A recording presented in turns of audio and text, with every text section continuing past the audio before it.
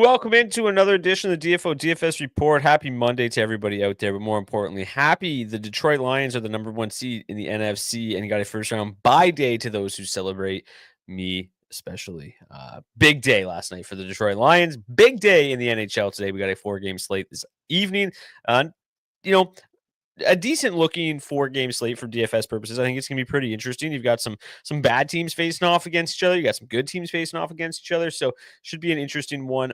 If you're watching with us on YouTube, please make sure you smash that like button, hit the subscribe button as well, so you never miss a show. Zach, it's been kind of a weird couple of weeks with the holiday, but this week, back now, we know for sure that it's Monday on the first show of the week, and we are ready to get back into the swing of things and have 5 consecutive shows this week. So welcome back. Hope you kind of enjoyed that holiday slog, but now it's back to grinding until the Four Nations Cup. How you doing, Zach? I'm doing good, man. I'm doing good. Only a 4-show week for me. You're going to be flying solo on Friday, so still going to be a little bit different this week, but I'm excited for it, man. I'm ready to get back into a bit of a regular routine with the shows again, building lineups and all that kind of stuff. Hopefully everybody had some success playing some DFS over the holidays. I know we both kind of managed to keep our heads above water, which is always a nice thing. And let's go win some money this week. Yeah, at least you're bailing on me on a 5-game Friday and not like a 14-game Thursday. I don't know if I could handle when I was doing the show by myself for the previous few years, like those 13 gamers that I would try to get through by myself. It's like just an hour, like 90 minutes of just nonstop talking, and then like 9,000 numbers, just no time to catch your breath. It was something. So it's been nice having you on the show, but it'll be a little bit of a throwback episode on Friday. Let's get into tonight's goalies. We got Ukko-Pekka Luukkonen, likely to get the start for the Buffalo Sabres. He got their last game off, so it should almost certainly be him. Charlie Lindgren gets the nod for the Washington Capitals. Unconfirmed who gets the start for the Canadiens and the Vancouver Canucks. We are expecting, or at least the reporters were expecting in Montreal to meet with the coach and staff around 4:30 Eastern, so we might get some news here while we're live. Beebs will be in the chat if anything breaks. Patrick Laine, we're waiting on his status, whether it's going to be Montembeault or Dobbs. And then Kevin Lankinen projected to get the start for the Canucks. We know for sure that Thatcher Demko is unavailable tonight, so I'm pretty certain we'll see Lankinen. As far as the other injuries for the Canucks go, Quinn Hughes will be a game time decision. It looks like he's going to be back. Elias Pettersson, though, is doubtful. Does not look like he's going to return this evening. Then you've got a really nice game here with the Avs hosting the Florida Panthers. It's going to be Mackenzie Blackwood versus Sergei Bobrovsky. Expect to see a lot of Blackwood moving forward following that Wedgwood injury. And then Philip Grubauer, speaking of goaltending injuries, with Joey Daccord still out, I believe this is the 5th consecutive start for Philip Grubauer. We're projecting to see Jacob Markstrom for the New Jersey Devils, but unconfirmed there. I think that Jake Allen's been pretty solid this year, but I still feel a lot better about playing Jacob Markstrom. So it's kind of unfortunate we don't have anything there. If you're planning on playing a lot of Markstrom tonight, hopefully you don't have to pivot to a lot of Jake Allen. I don't think it's a huge downgrade, but I think it's noteworthy. What do you make of that situation, Zach? Yeah, definitely a bit of a downgrade, and it might actually give a little bit of a boost to what looks like a really interesting Seattle side too. We'll talk about it later, but man, there's some really interesting things happening with this Kraken team right now. That's drawn some interest from me. So if that is the case and it is Jake Allen tonight, I'll probably feel a little bit better about that Seattle side too. Just 0.1 goals save above expected difference per 60 between the two. So not a huge downgrade so far this year. Allen just seems to have kind of like huge, like really, really good games or kind of poor showings. It doesn't seem to be super consistent, but let's get into tonight's slate. We've got the Sabres and the Capitals up top. I apologize for my voice. I'm losing it a little bit here. Still under the weather. If hopefully we can get through this whole thing, but just surviving on halls right now. We've got the Capitals at 3.4 implied total on the road, -145 favorites in Buffalo. The matchups are pretty good on the Capital side of things. They look extremely interesting tonight. Really quite poor matchups on the Buffalo side of things. But Charlie Lindgren has not been all that sharp this year, compared to what he was a season ago.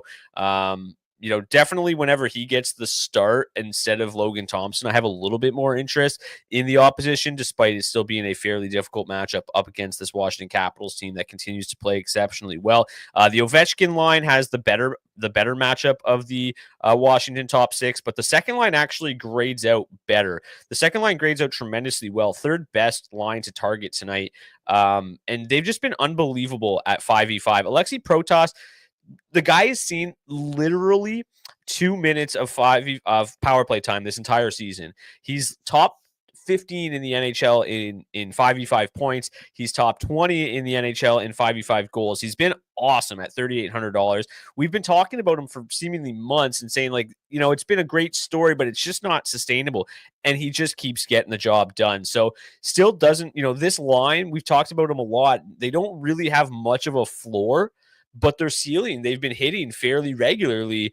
Pierre-Luc Dubois has been a point per game player basically for like 2 months, all assists. So like you're not getting a lot of goal scoring production out of them. But at $3,800 a piece, I mean, you don't need a whole lot out of either of these guys to really pay off their salaries. So they grade out tremendously well tonight because their offensive metrics are awesome and they're actually getting more ice time or marginally more ice time than the top line. So yes, I still think that Washington one probably has a bit of a higher ceiling. You've got Ovechkin on both power play units, Dylan Strome obviously on that top unit as well.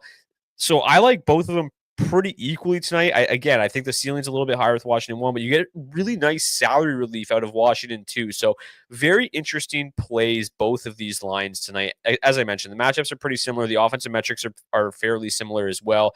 And then on the power play, the Capitals have the number 2 power play advantage on the slate tonight, going up. Their power play has been really solid, but they go up against a pretty solid PK as well. But there's a lot of solid penalty kills on tonight's slate. So Washington grades out with the number 2 power play advantage tonight. I think both the top 6 for the Capitals are certainly in play and really not drawing that much ownership, both under 10%. What are you doing with the Capitals tonight?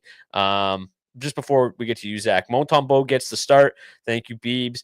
No Laine or Savard for the lineup remains the same as last game. So we have Laine in the charts. We'll have to kind of navigate that as we go here. But no Laine, Montembeault gets the start. Zach, let's go back to the Capitals though. Yeah, definitely got some interest in this Washington side of things. Both top 6 lines projecting for 9.2% ownership right now. I think that's pretty fair here on a smaller slate here. Just 4 games tonight for us to break down. So I've got interest in both lines. I'll definitely be at the field, maybe even a little bit over, mixing in some power play as well on these guys. I think I lean a little bit more towards this second line here tonight, just because of that salary relief that you're getting. We'll see it in my my DFO head-to-head lineup a little later, but I got a mini stack of Pierre-Luc Dubois and Tom Wilson. I like the look of them here tonight. I mean, Dubois is an interesting guy. Going up against the Buffalo Sabres in his career, he's had a lot of success. 16 games played, he scored 7 goals and 17 points in them, averaging 10.4 DraftKings points per game based off his points and his shot totals. So he seems to be in a pretty solid spot here tonight. But of course, like you mentioned too, like the concern here is that there's really no floor that you're getting from this second line. You take a look at the top line too, and you kind of run into a similar issue beyond Alexander Ovechkin, where Dylan Strome isn't really shooting the puck a whole lot. He's only taken 6.5 shots on goal per hour of ice time over his last 20 games. Taylor Radish, he's $2,600. He's dirt cheap, but he's not really doing a whole lot out there either at this very moment.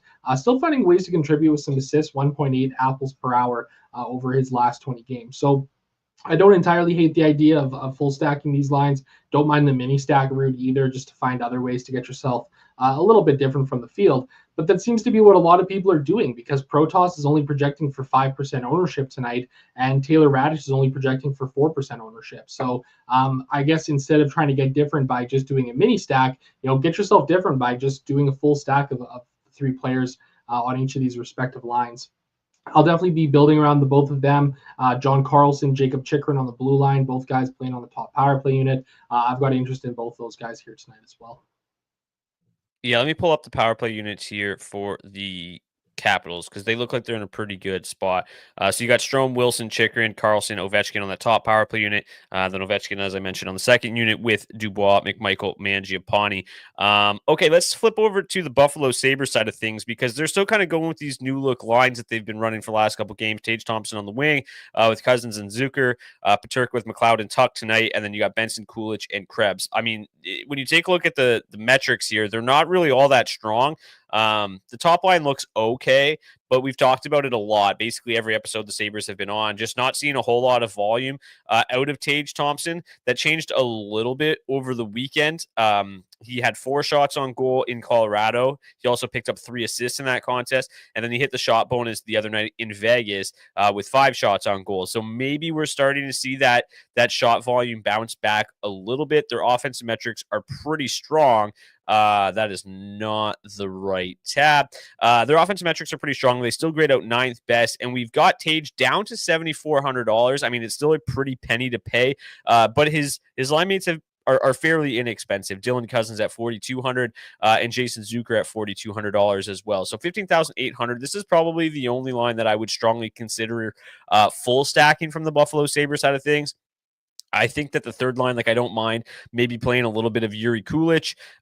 He's had pretty strong like shot volume. The floor is fairly steady for a $3,300 player. The second line, the offensive metrics are just really, really poor with that second line. So I think I'll probably just stay away in what is, not a great matchup overall. If you have a bad matchup, sometimes you can overcome it if you're a good, talented offensive line like Buffalo 1 looks to be, but Buffalo 2 looks like they're in a fairly difficult spot tonight. So with Buffalo 1 coming in around 10%, they're actually higher owned or marginally higher owned than the Washington side of things.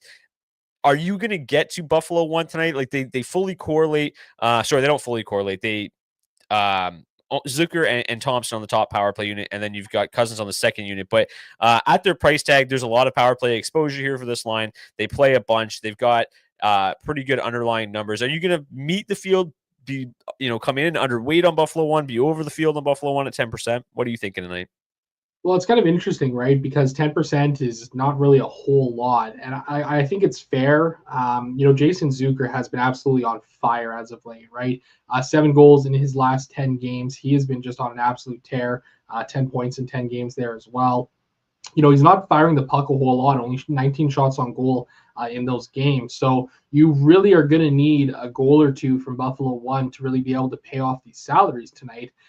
It's a tough matchup for them here. Like, if this was a bigger slate, I'd probably be comfortable fading them entirely. But given that it is just 4 games and I am 20 maxing tonight, I'll probably be pretty close to the field, probably a little bit heavier on Jason Zucker. Probably can see myself getting up to like 15% at $4,200. He's a pretty solid one-off option at that price tag. And the offense has just been exceptional from him as of late. But I don't necessarily feel the greatest about getting to them at 10%, even though I probably will as a full stack here tonight. It just feels like there's some other spots that I think are better. And like their line stats are good, but this matchup is just bleak, right? And with everything going on with the Sabres and the struggles that they've had, I wouldn't blame anybody for fading them on this slate here. I'm just not entirely sure as of yet if I'm going to do that or not. So I'm probably comfortable saying right now that I'll meet the field on this ownership, but I don't think I'm going to get over top of it except for some Zucker one-offs. Second and third lines, I don't really know if I'm going to get there tonight. Pretty bleak matchups, pretty bleak line stats for these lines. They've really struggled as of late. But this is going to be a really gross kind of punt play here. I kind of like the idea of a little bit of Buffalo 4 tonight. Wow. And I know it sounds crazy, but you take a look at Jack Quinn down there at $3,000. He's had some really solid shot volume as of late, 8.2 shots on goal per hour in his last 20. Obviously, he's going to be playing decreased minutes here down on the 4th line, but he's had success against the Caps in his career with a goal and 5 points. The thing is Nicolas Aube-Kubel, a bit of a revenge game narrative there if you want to go really dumpster diving. But he's had some solid shot volume as of late, 7.3 shots on goal per hour of ice time over his last 20 games. If you're building a lineup where you're jamming in some of these really expensive players that are on this slate tonight, I don't entirely hate the idea of a Quinn Aube-Kubel mini stack. I'll probably toy around with that a little bit here tonight, just as a way to get super different. Jack Quinn obviously going to be up there on that top power play unit. They got a solid matchup there as well tonight. So fairly easy to pay off if he's able to find a way to get on the score sheet tonight. Yeah, just back to Jason Zucker. He's been red hot, as you mentioned, 10.7 goals, 3 assists in his last 7 games. He's been scorching hot. $4,200 definitely feels like a good one-off. Overall, over the last 10 games, he grades out 11th best in terms of DraftKings points per game on the entire slate. The number 1 forward for the Sabres, and to your credit, Jack Quinn, number 2 for the Sabres in terms of forwards at 3K. Rasmus Dahlin leads the way overall, but Zucker has been very, very hot, $4,200. I don't mind that at all. And yeah, I'm probably in agreement with you where it's about 10%. I don't think I'm going to get too carried away, but they're in an okay enough spot on a 4-game slate that I don't mind meeting the field there and then trying to find some leverage spots in some of these other games. It is worth mentioning too that the Sabres do have the number 1 power play advantage on the slate tonight. 4th best power play going up against the 11th ranked PK. Pretty decent spot for them here. So, like I said, a lot of good penalty kills, a lot of bad power plays on tonight's slate. So, in what doesn't look like maybe the best power play matchups, they grade out the best in kind of an ugly night overall. Okay, let's get to the second game of the night. The Montreal Canadiens host the Vancouver Canucks. So, as Beebs mentioned to us, I didn't get to his third comment. So I might as well. Great hat, Brock. Thank you, Beebs. Montreal plus 113 home underdogs. You've got the Canucks minus 124 road favorites. As I mentioned, looks like Quinn Hughes is going to be back. Not 100%, but looks entirely possible. Lowest event game of the night. Pretty bleak matchups across the board for the Montreal Canadiens side of things. The Vancouver Canucks top line looks to be in a pretty good spot. But man, this is a Canadiens team that has kind of figured it out lately. They've been on a really, really nice run. They had a bit of a letdown against the Blackhawks the other night, and then they bounced back in the second half of a back-to-back and beat the Avs in Colorado in a shootout. They have been, they've won 3, 6, 7 of their last 9 games. So, I mean, this is a team that seems to be going kind of in the opposite direction of the Vancouver Canucks. You've got them dealing with injuries. JT Miller looks completely checked out. I don't know if you saw the clip the other day. He turned the puck over in the defensive zone, and the Nationals started coming back, and he just skated across the ice to the bench. Just didn't even give a shit. Looks completely checked out. Whether or not that continues tonight, whether or not that was just one clip that, makes it seem like he's more checked out than he is. It just doesn't look like he's playing inspired hockey right now. And I have a hard time trusting him. I have a hard time trusting his line. I have a hard time trusting this Vancouver Canucks team as a whole right now. Getting Quinn Hughes back tonight, definitely going to help. He is everything to them, but I don't honestly know if it's enough. This Canadiens team obviously isn't, amazing, but this bottom 6 is pretty good. Top 6 really struggling defensively. But the only line really doing anything from a underlying metric standpoint is Vancouver 1. And do we trust Miller to be all in tonight? I don't know. I honestly don't have much interest in Vancouver. I don't know if you feel differently. I have interest. Maybe it's because I have quite a bit of interest in Sam Montembeault at $7,200. He feels like a great matchup for a $7,200 goaltender. So maybe that's why I'm trying to just confuse myself off of the Canucks tonight, just because I want that salary relief between the pipes. But there's just doesn't look to be a lot to like about this Vancouver side of things. So let's start there. Are you opposite of me? Are you buying into this Vancouver side tonight? Look, I've tried to buy into this Vancouver side here for a while now, and I keep trying to convince myself that tonight is the night. I mean, these offensive numbers are just so good for Vancouver 1. Especially when you look at the goals that they're scoring, 5 per hour here, 3.3 expected. These are great clips, but they just cannot seem to actually turn it into something. I think if Quinn Hughes is back in the lineup, I'm going to have more interest in this Vancouver side of things. Maybe I just have more interest in Quinn Hughes as a one-off individually. Obviously, he'd be pretty expensive at $7,800 here tonight, but he just does so much for this Vancouver Canucks team. And I think it just speaks to a whole as to how different the Canucks look when he is not in the lineup, right? So I think I've got a little bit more interest in them if he is playing, but I'm probably going to be coming in under the field here on this Vancouver side of things. Obviously there is more than enough drama going around here with what's happening between JT Miller and Elias Pettersson. It just feels like a spot that I just keep trying to convince myself is the right spot, and it just isn't working out. So, you know what? I'm just going to plant a flag on being under the field on these guys here tonight as a full stack. They're projecting for 13% ownership, one of the higher ownership percentages on the slate as a whole here tonight. But I just don't know if I can get there with these guys. In the same breath, I don't entirely hate the idea of playing these guys either. I do have a Jake DeBrusk one-off in my DFO head-to-head. And that's just hoping that, this is a spot where they can kind of take advantage of what's going on here if Quinn Hughes is drawing back into the lineup. Jake DeBrusk, give him some credit. over his last 20 games, 2.3 goals per hour of ice time, 9 shots on goal per hour. He's really the one who's driving the offense there right now on that top line. So, yeah, and I don't really have any interest at all really in the second or third lines. I think there's some fine one-off options there. Like Connor Garland has been playing some fairly good hockey, all things considering as of late. Kiefer Sherwood, he's popping the projections as a decent one-off at $3,400. But beyond that, it just feels pretty bleak for this Vancouver side. Yeah, Connor Garland's a good show. He's one guy that I might have a little bit of interest in as a one-off. Just usually pretty good shot volume. Fell asleep at the wheel there for a couple of weeks, but he's bounced back a little bit in the last couple games. The Canucks have only scored 10 goals in their last 5 road games as well. Obviously not running into a defensive juggernaut by any stretch tonight. But yeah, more of my interest coming in on this Montreal side of things. The top line grades out 12th. They're seeing some of the highest ownership on the slate, though, so they're fairly chalky. Montreal chalk never feels... Actually, are they the highest owned line? No, second highest owned line on the slate, behind Colorado 1. So, 15% is not crazy. I think it would be easy to get to 20% of Montreal 1 and hope they have a big night. They've played fairly well recently. They're still just 16,600, Cole Caulfield up to 7K. Suzuki 5,900. Slavkovsky still really cheap at $3,700. They still fully correlate on the top power play unit. That's a top power play unit that has the worst matchup on the entire slate. So obviously far from ideal there. But 5v5 matchup isn't ideal either, but if Miller is kind of checked out, it probably isn't as bad as maybe these numbers suggest. So I don't mind playing Montreal once tonight. I think that, this team's hot right now, and they're looking to stay hot, and they can take advantage of a team that's just got a whole lot of off-ice stuff going on right now. So yeah, I don't mind, meeting or maybe even slightly over the field on Montreal 1 tonight at 16,600. That price tag seems very reasonable.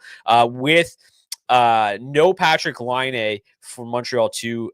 Their rank will drop considerably. Whether it's Emil Heineman or Michael Pezzetta there tonight remains to be seen. It's been kind of a flippy-floppy thing. I think Joel Armia took some spins there as well, but regardless, I don't really have a whole lot of interest in this line without Patrick Laine. And then kind of it's our obligation to mention Montreal 3 as a decent value option, and they, their underlying numbers support it, right? They're not always going to get there for you, but they're so cheap. Their underlying metrics are solid. Their matchup tonight, again, far from ideal, but they're just so cheap that it's worth taking some swings at. Josh Anderson's minimum price. Dvorak's been solid at $2,500. Gallagher is probably the best player of the bunch at just 27. So literally almost minimum price for this line. That averages 3.0 expected goals, 3.1 expected goals for 60, 33 scoring chances. Plays a decent chunk for a third line as well.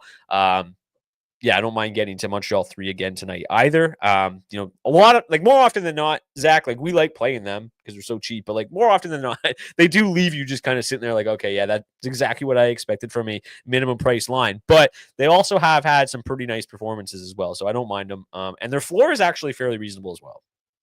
Yeah, absolutely. And Brendan Gallagher, I think, is a guy really due for some offense.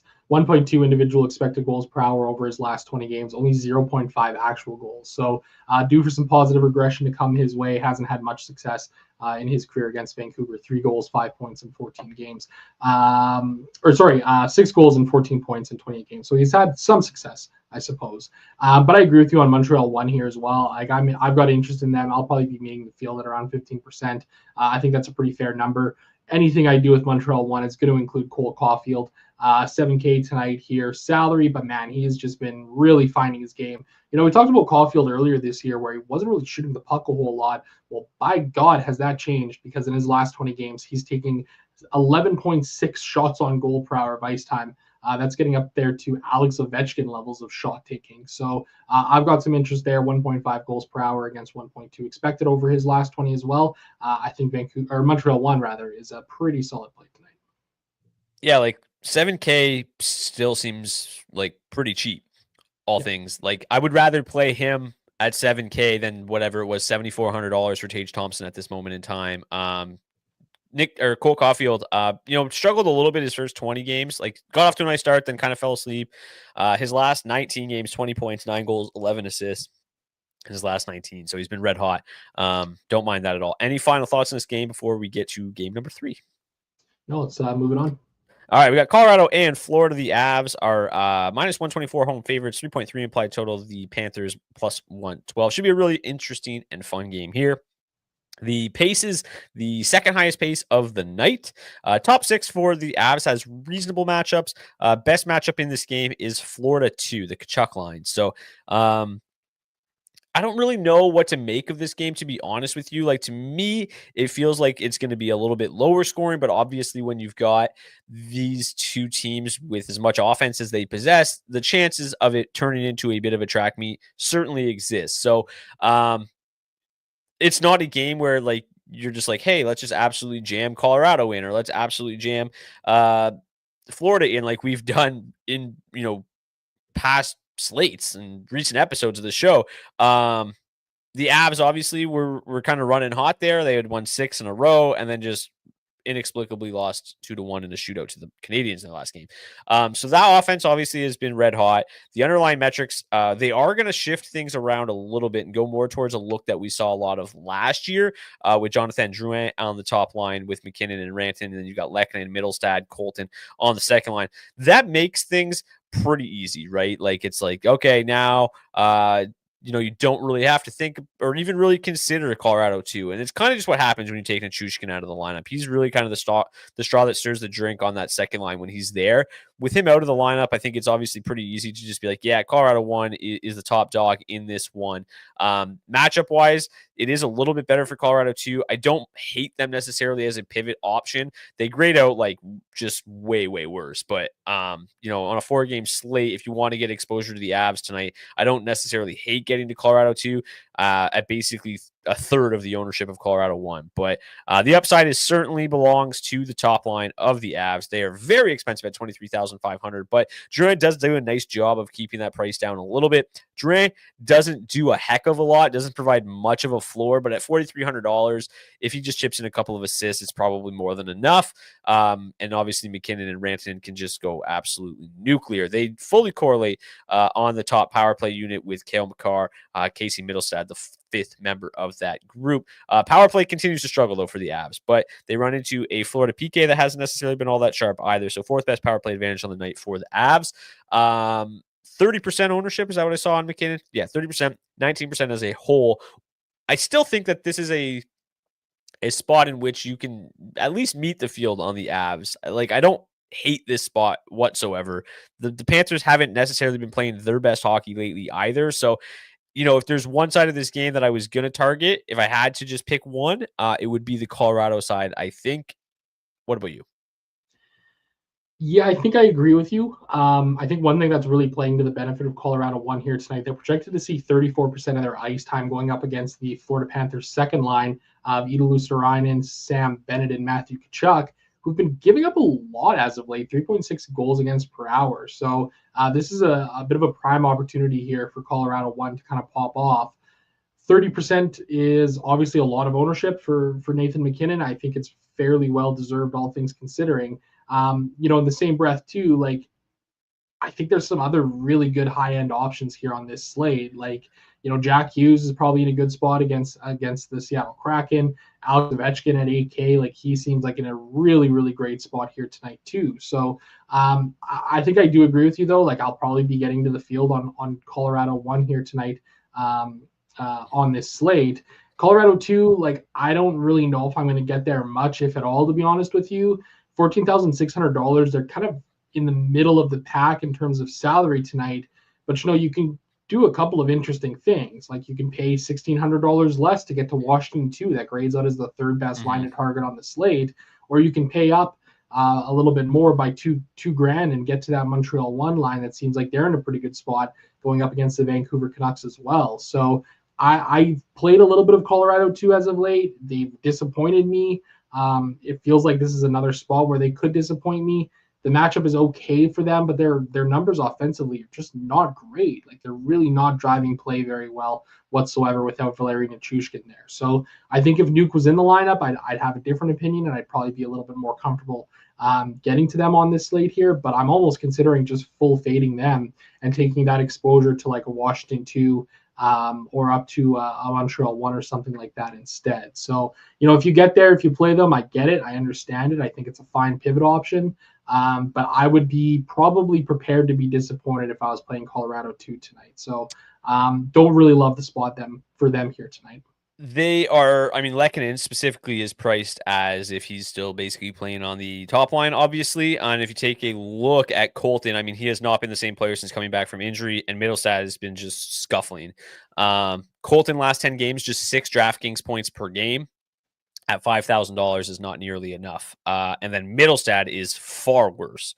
4.3 DraftKings points per game, and his floor is 1.9 points per game. Basically, just doesn't do much unless he's getting on the score sheet. The one thing that helps the Avs, or could help the Avs, specifically that top line too, Aaron Ekblad looks pretty likely to miss tonight's game, and Nico Mikkola is already been ruled out to not be available tonight. So I think it's his like 3rd or 4th straight game that he's missed.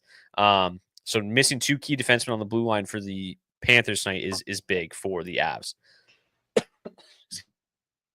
But any final thoughts like on this Panthers side of things? What are you doing there? Yeah, good question. One more thing on Colorado before, as you cough out along here, and before I get over to the Florida side. One thing about Ross Colton, 2 goals in his last 3 games. So he's found a way to kind of provide a little bit of offense here as of late. Maybe an interesting player to one off at 5K. He is projected for the lowest ownership of anybody in that top 6. So I don't entirely hate that idea. The Florida side of things, I mean, I think I'm probably going to get to the field here on them. It seems like a solid enough spot for them as well. I don't know. They've kind of felt like, again, they're kind of a team scuffling right now. They're really not projecting for a whole lot ownership wise here, just 6.8% for that top line, 5.6% for that second line. I think I'd lean a little bit more towards that top line, just some stronger offensive numbers as of late. Barkov and Reinhart specifically, they've had success against the Avalanche in their careers. For Barkov, 8 goals, 20 points in 17 games. Reinhart, 10 goals, 14 points in 17 games. What's interesting, too, is that Matthew Tkachuk has really enjoyed going up against the Avs as well. He's had a lot of success, 5 goals, 29 points in 20 games as well. So I think for me, as a way to maybe pay up a little bit to get different, I think I might be a little over the field on this Florida side of things in the top 6, just as a way to try and get myself a little different. They grade out well overall, 7th best line for Florida 1, 10th best line for Florida 2. I think they'll be in the player pool here tonight for sure.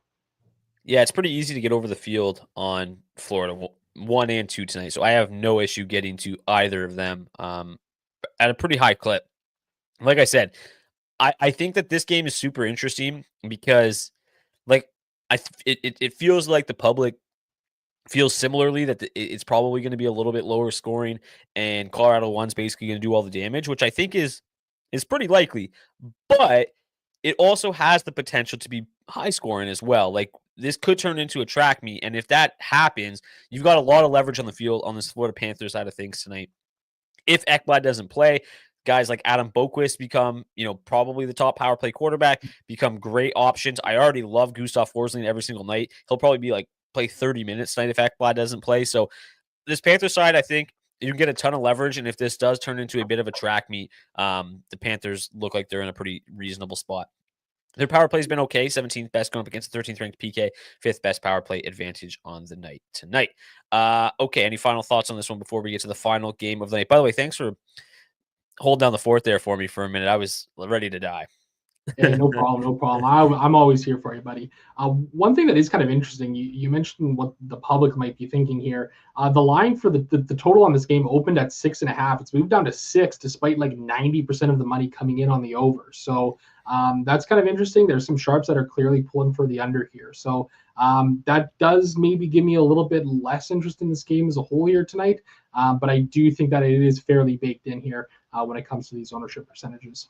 Yeah, I bet the under, so maybe I'll hedge my bet a little bit here with the with a game stack or 2 of this one. I mean, it's hard to game stack because they're so expensive, but definitely want some Florida in the player pool tonight. Let's get to Seattle and New Jersey. The Devils are minus 240 road favorites, plus 211 for the Seattle Kraken. You mentioned we'll get to the Seattle Kraken at the top of the show, and it looks pretty interesting tonight. The matchup looks pretty juicy. They're going to see a lot of the top 6 for the New Jersey Devils. The top 6 of the New Jersey Devils, I always say that on smaller slates, I don't take the matchup rating as seriously because, like, yes, the matchup looks good, but like it really isn't that. Like they're not that bad defensively. Just on this slate, they look a little bit worse than they are. So the real interesting thing about Seattle 1, and I talked about this last time we talked about Seattle, and that I couldn't use their sample. It was just too small. I honestly used it this time. It's only about 55 or 60 minutes, which is doesn't quite meet the threshold of what I like to use as a sample. But like the problem is, if you don't use this sample, it makes them look like they're shit. And they've really been awesome since Kako got there. So I felt the need to include it. I'm not fully buying in, right? Like a 50-minute sample is not that much. It's easy to be great for 50 minutes, but these numbers are really, really solid. The matchup looks pretty good. I don't mind getting to them. Like, I normally just never play Seattle. Now it kind of looks like they have a line that's worthwhile. The top line grades out sixth best with that great sample. The thing is that they're 10,800. So even if they're not quite as good as maybe that sample suggests that they are, they're marginally worse. Who really cares? Because they're 10,800. They play quite a bit of ice time as well. So I don't mind getting to them at that price tag. I don't think that I really don't believe that sample that much. I think they're going to come back down to earth a little bit. But like we said last time, when Capo Caco was with Philip Heidel and Will Cooley, that line was great. Since he's been gone, that line's done basically nothing. Heidel had a nice night last night, but like Kako definitely is driving offense for whichever line he lands on. The Rangers just refuse to use him in the top six, but Schwartz has been red hot. Beniers has been solid. Kako's been a nice addition. They're super cheap. So are they the sixth best line to target overall tonight? Probably not. But are they the 10th? Probably. And at that price tag, I'm in, especially at 7% ownership. Yeah, absolutely. I'm really interested in here in the Seattle side of things. Obviously offense has been the thing that's kind of hard to come by for them here, but on a 4-game slate, I mean, what better way is there to get different than playing the sixth best line to target, who's projecting for only 6.9% ownership? Nice. As you mentioned, they are very, very, very cheap here to be able to full stack. The concern obviously is there's not a lot of volume from this line. There hasn't been a whole lot of offense from this line as of late, beyond Jaden Schwartz, who scored 1.5 goals per hour over his last 20 against 1.3 individual expected. Beniers and Kako really aren't generating a whole lot, but again, like you said, Kako's had offensive success, and it feels like maybe it's just a matter of time for him to get himself really comfortable and acclimated to playing this Seattle Kraken brand of hockey, which is definitely a little bit different than what we've seen from the New York Rangers this season. So I'm going to be getting over the field here on Seattle 1 as a what looks like a really solid pivot option here, buying on some of these recent stats and see what they can do, because I do think this is an interesting spot. Seattle 3, again, as always, kind of like Montreal 3 in a sense, right? Obligatory mention of them being a solid cheap line to target here. I like Shane Wright on this slate, 3K. He's been just on fire offensively as of late. 1.3 goals per hour over his last 23.4 points. Not a ton of volume coming from him in terms of his shots, but he has blocked 4 shots on goal per hour over his last 20 games. So he's eaten some pills. Bjorkstrand, obviously, he's the guy, as well as Eli Tolvanen, who are the shooters on that line, both with 8.2, 8.3 shots per hour over their last 20 games. So I'll be over the field on Seattle 1. I'll be over the field on Seattle 3. Both feel like solid plays here tonight for me. Yeah, like I don't mind the Seattle side like tonight, but I think we have to exercise a little bit of caution just with how good this New Jersey Devils team has been defensively for the most part. They do come in having lost 4 consecutive games, and they've given up 5, 3, 3, and 3 goals in their last 4 games. So they have been a little bit more gettable recently. I imagine that'll change sooner rather than later because they were so dominant at 5v5 earlier in the year. But I don't mind mixing some Seattle in, but I'm not going to get too carried away. I agree with you, though. Seattle 3 is always kind of fine. It is worth mentioning that in the last 10 games, Jaden Schwartz, 12th highest DraftKings points per game on the entire slate tonight. Their defensemen are always solid options as well. Vince Dunn, Brandon Montour. And Matty Beniers has been pretty solid, averaging 7.8 DraftKings points per game over his last 10 at just $4,000. New Jersey is kind of the spot that I am in love with today and the spot that I am going to be getting way over the field. Projected for just 12 and 13% ownership. They're kind of siphoning ownership from each other, which is fine because I feel like I'm just jamming these guys in tonight. Like I said, coming off 4 consecutive losses, they've only scored 6 goals in that span. This is a team that's pretty well underachieved all year in terms of the amount of expected goals that they've generated versus actual goals. it's very reminiscent of, it's basically Sheldon Keefe hockey, right? Like, I mean, the Leafs did this for years, dominated games and just couldn't finish. But like, this is a talented roster that should be scoring at a much higher clip than they are. Take a look at, the top line. 4.3 expected goals for per 60, just 3.3 actual goals. The second line, they've been converting. The Jack Hughes, Desperate Brat line's been great all year. I am very confident and very like in getting way over the field here on both of these lines tonight. This is kind of where I'm planting my flag. I feel like for the most part tonight, I've been kind of wishy-washy around the field, maybe just under the field. I'm planting my flag on New Jersey, and this is the line or the team that I really, really like tonight. The Kraken, not that great defensively. Philip Grubauer, not a great goalie. So I love both New Jersey 1 and New Jersey 2. The top line, the Heischer line has the significantly better matchup.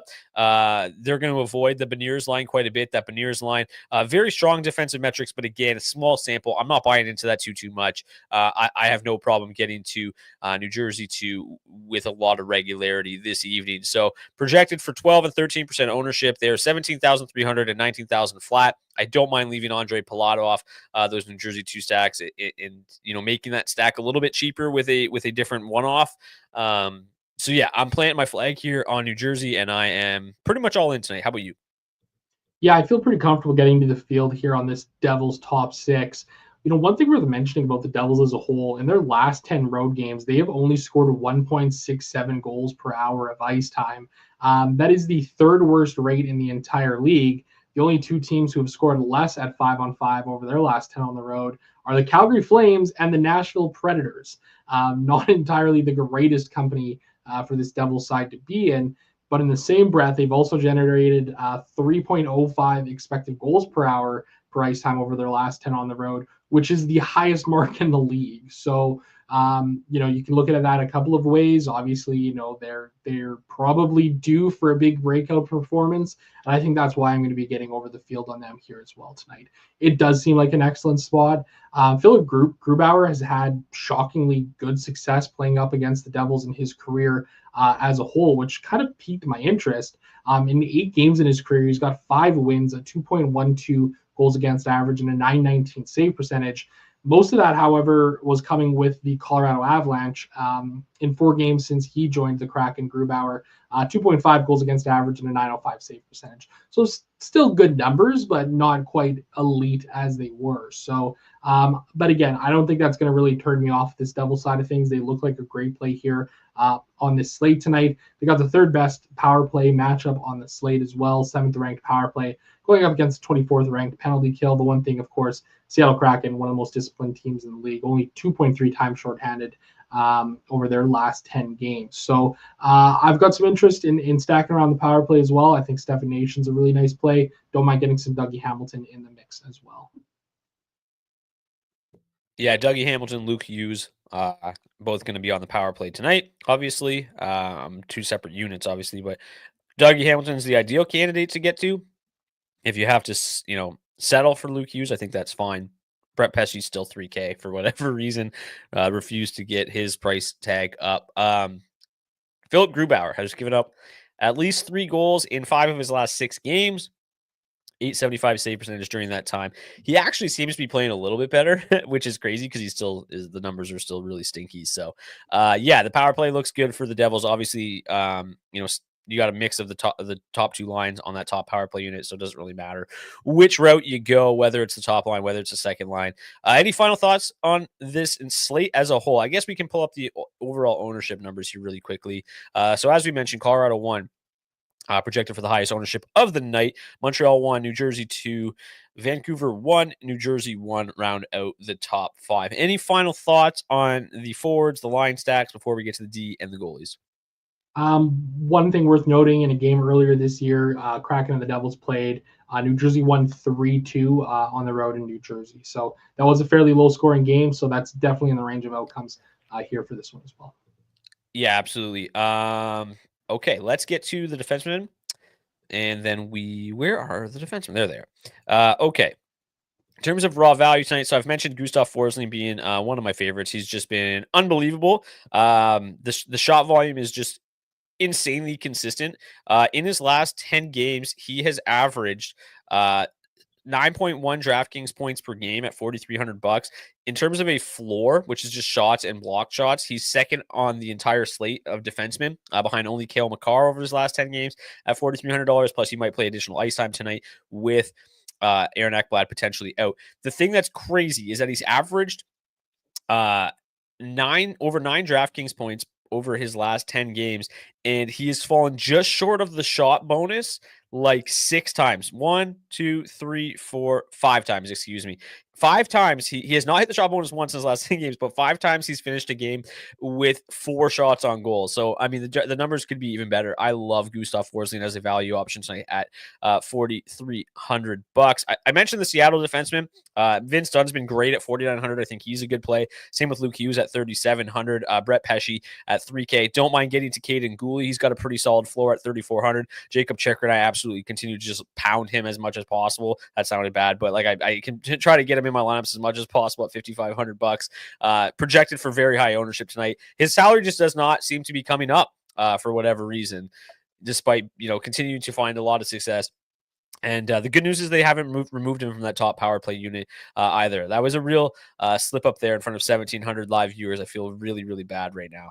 Josh Manson, $2,800 seems like a solid play. And I actually don't mind getting to some Alex Carey either. He's been pretty solid since being traded to the Montreal Canadiens. I named about 11 defensemen. Do you have anybody else that you like, Zach? I love all 11 of them. I like the Seattle Kraken. Yeah, exactly. I like the Kraken blue liners here tonight. Vince Dunn, Brandon Montour. I think they're both in solid spots. Adam Larson at $2,900, blocked 6.5 shots on goal per hour over his last 20 games. He was banged up over the weekend against the Edmonton Oilers. Looks like he draws back in without missing a game, which is good to see. Got to shout out the boy Sam Malinsky down there at $2,600. Just continuing to find ways to pay off, averaging 4.9 DraftKings points per game over his last 10 games. In a game against the Panthers earlier this season, 2 shots on goal, 3 blocks for 9.9 DraftKings points. So you obviously run the risk of him not playing a ton, but man, he just find ways to continuously pay off that salary. If you're looking for just some cheap floor options tonight, as I mentioned, Gustav Forsling leads the way at $4,300. Mike Matheson, $5K. And then if you drop down a little bit lower, followed by Caden Gooley, Owen Power, Devon Taves, Bowen Byram, and then Josh Manson, Carson Soucy are kind of your reasonable floors at super cheap price tags. Let's get to the goalies. It's pretty simple for me tonight. I like Jacob Markstrom a lot. Very expensive at $8,400. Also projected for the highest owned percentage of the night, but as a 70% implied win percentage.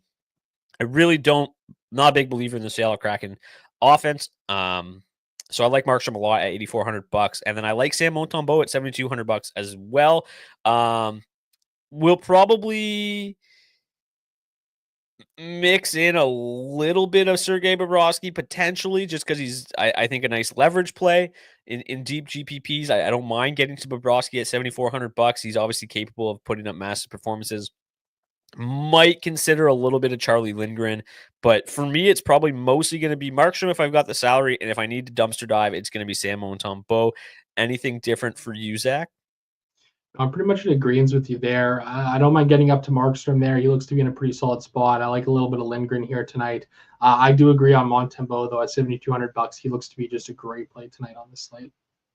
All right, let's get to today's Hat Trick Pick Challenge. If you want to participate in today's Hat Trick Pick Challenge, you can do so by commenting your Hat Trick Pick in the comment section of the video on YouTube. If your player scores a hat trick, we will get you a $25 gift card to nationgear.ca. Pick up some DFO swag.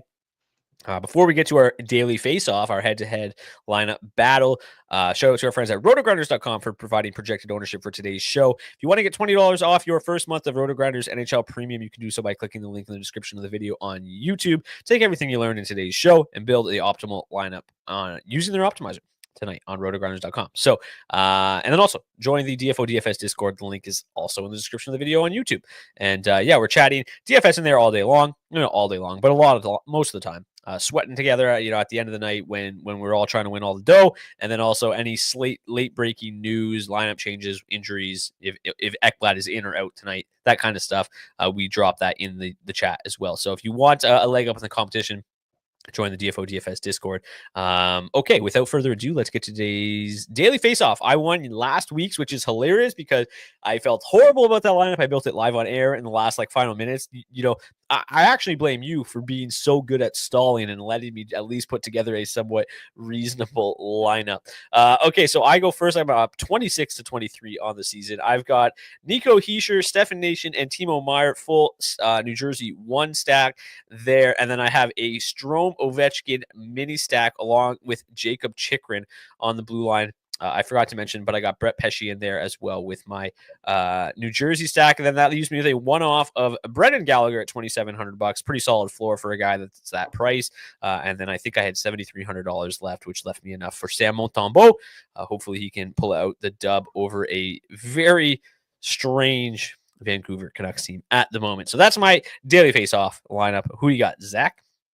Well, listen, man, if you're not going to play Gustav Forsling after just talking so much about him, I'm happy to mix him into my lineup tonight. I got him and Jacob Chikrin on the blue line. I mentioned liking Chikrin as well.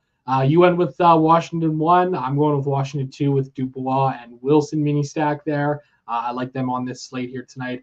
Full stacking the Devils top line in a similar vein as you. And then I went with Jacob Markstrom in that. I had the salary to get up to him there, and that is what I chose to do as my camera shuts off on me. Yeah, not sure what happened there, but there you go. There's our daily face-off. Let's get to our hat trick picks. I get to go first as Zach is back. Okay, my hat trick pick for tonight, I'm taking the low-hanging fruit. Give me Alexander Ovechkin. Should have won on Friday. You could have picked him. Really, man? I even looked up some stats for this one as you were talking through things. Can you tout my pick for me then, please? No, I'm not going to. That's a shame. Okay, just kidding. I will. I liked Alexander Ovechkin here tonight on this slate. I thought he looked like a really solid hat-trick pick. 0.63 goals per game in his career against the Buffalo Sabres. So, on that note, let's go with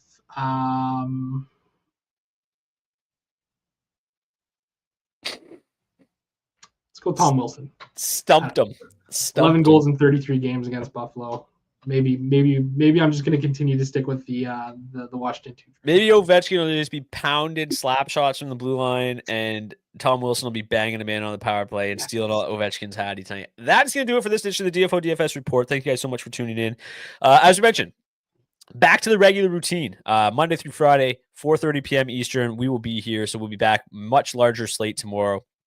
I believe it's 11 games tomorrow. 10 games tomorrow, 10 games on Thursday. So really, really nice slate sizes this week. 4, 10, 4, 10, and 5 by myself.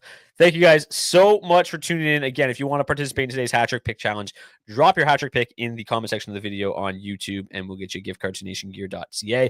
Nearly 1,800 live viewers, our largest show of the season so far. So thank you guys so much for tuning in. And please, if you're watching on YouTube, smash that like button, hit the subscribe button so you never miss an episode. Really trying to grow this new channel. And if you aren't already, make sure you follow the other Daily Faceoff YouTube channel. They have great shows, basically wall to wall from the moment you wake up to the moment the puck drops over there. So got you covered here at dailyfaceoff.com. Thank you guys so much for tuning in. Best of luck tonight. Hopefully you return with more money in your bankroll tomorrow than you had tonight. Until then, cheers. Cheers.